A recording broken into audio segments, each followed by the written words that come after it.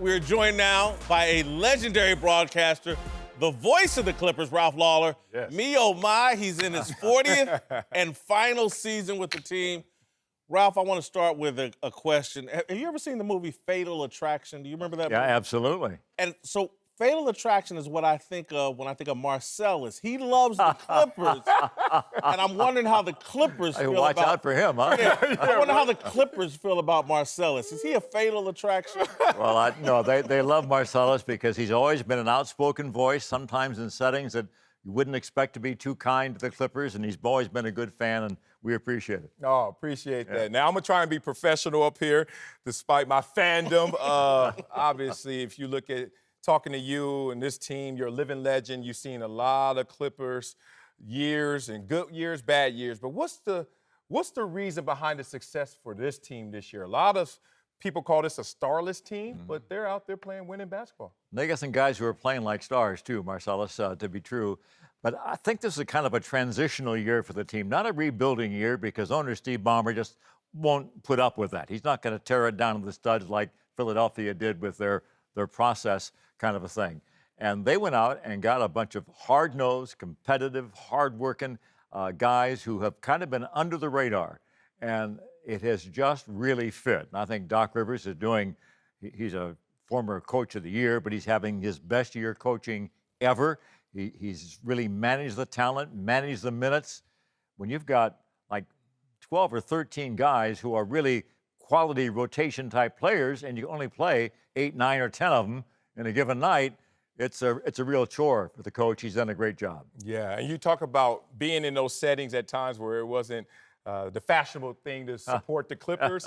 I'll be there Friday at a Lakers home game versus the Clippers. Look, the Civil War is going to happen. We're going to find out the result. But who's the better team in L.A. and why? I think the Clippers are, I tell you the truth, because of the team's depth. I really do.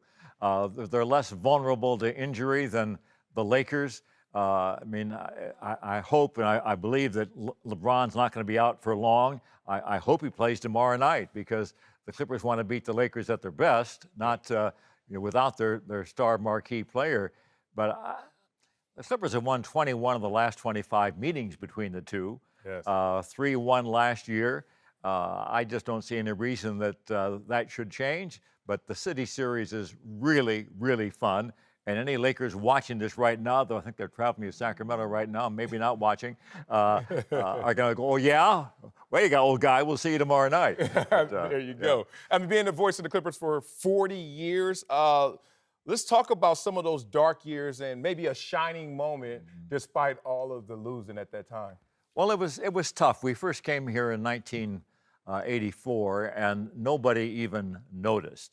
I would go to the drugstore, grocery store with a Clipper jersey on or a Clipper cap, and people would go, what's a Clipper? And once you told them, it was, oh, no, I'm a Laker fan. They go, oh, okay. It was that way for a number of years through a bunch of coaches and a bunch of players that largely didn't want to be here. It was a real challenge to everybody in the organization. Then in the 90s, we had a couple of pretty good runs, and we eventually got Larry Brown as a coach, and Mike Dunleavy had some good years with the club.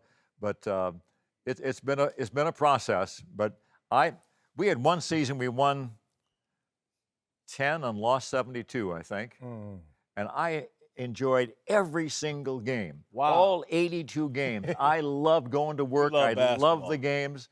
I love the sport. I love the craft of broadcasting, as I'm sure you guys love looking and coming in here, and talking sports for a couple hours each day.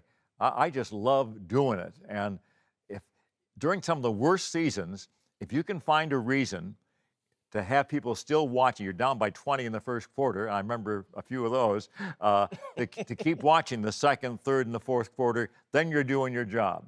My wife, who's the greatest Clipper fan ever, she'll be all upset after the Clippers lose a ball game. If I had a great show on radio or TV, I'm like, all right. And she, what are you so happy about? Right. I said, well. Ralph, I want to ask one quick question. I don't want to ask who the greatest Clipper is.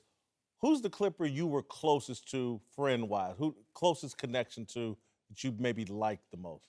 Well, Bill Walton probably fits that bill, but World Be Free was another one from, way back in the day. Quentin Richardson and Darius Miles a little more recently in the first part of the new millennium.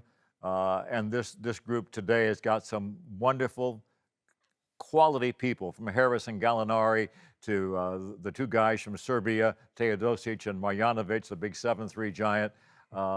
They're all special people, and Patrick Beverly has his own little personality, a fiery, guy. But they're all good family guys. They're all good guys, and they all work their tails off every night, and I admire anybody that does that. Well, Ralph, you're a special person to our show, to Jason and I, especially me being a Clipper fan. Clip City, Chip City. So on behalf of our show, we want to give you just a little token of our appreciation.